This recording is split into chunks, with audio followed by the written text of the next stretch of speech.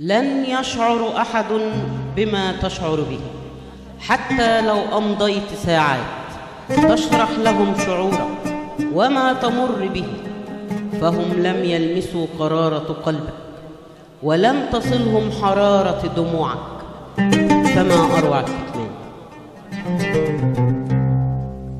سأجعلك تنسابي نغمة من أوتاري في أحضان قلبي لتعزفيني مرات ومرات، أغنية لي وحدي لأني أغار عليك يا عمري،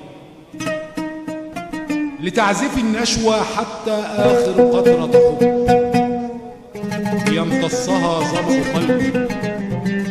ليتني أكتب شوقي على أوراقك وأرسم حنيني على رحيقك،